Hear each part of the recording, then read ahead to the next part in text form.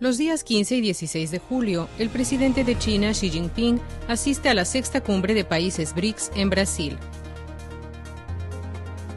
Del 17 al 23 de julio, el presidente Xi hará visitas de estado a Brasil, Argentina, Venezuela y Cuba.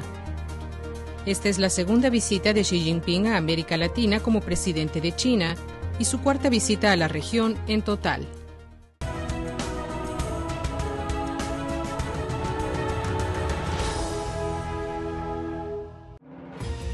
El 5 de junio de 2013, durante un discurso al Senado de México, el presidente Xi utilizó un antiguo proverbio chino.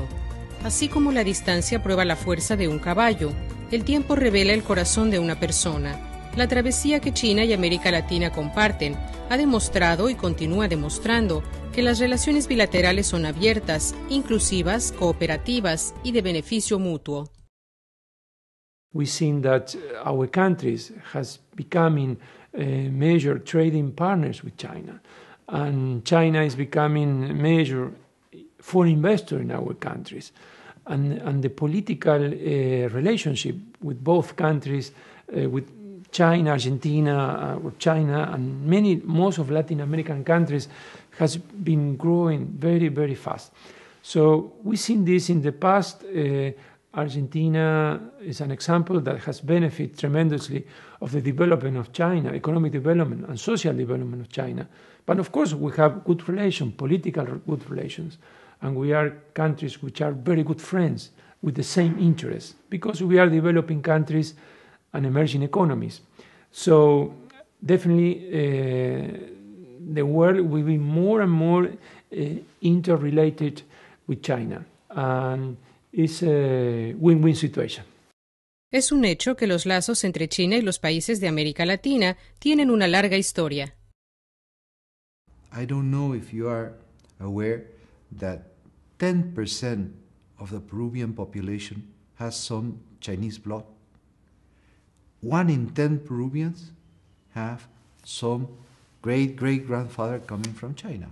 That means 3 million people in Peru are in a way related to China. And China has been in the last 160 years, more than 160 years, part of the history of Peru. So we are very much entrenched in our history, and I hope we will be very much entrenched in our future for development.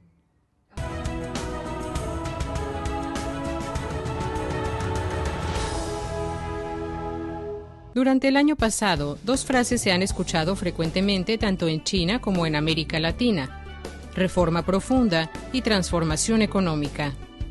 Como economías en desarrollo, los países de América Latina y China tienen metas comunes.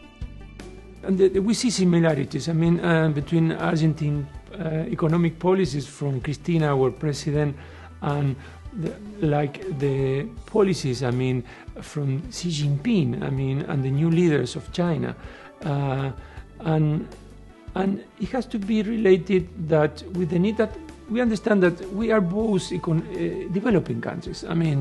That's in a sense means that more or less we have the same domestic political economic agenda, but in the end. The objectives are the same. So we can share this kind of experience, and we are doing that. Las similitudes han hecho de la reforma profunda y la transformación económica factores comunes de entendimiento y apoyo para China y los países de América Latina.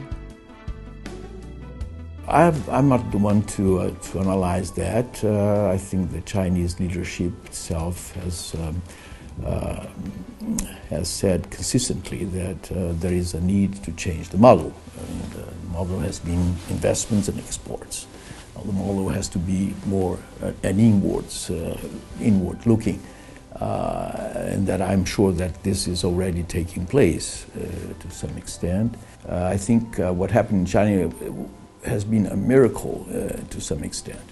Coming down to 7 or so, was only natural. So we are not really concerned about deceleration. Of course, there were analysts that were predicting or at least considering that there might be what they would call a hard landing of the Chinese economy. This has not happened so far. This is an equation that China has to make sure it's well balanced, and probably balance would be somewhere in the range of 7% a year. But to me, to us, and I think to the world, this is enough to make a large contribution to the world growth.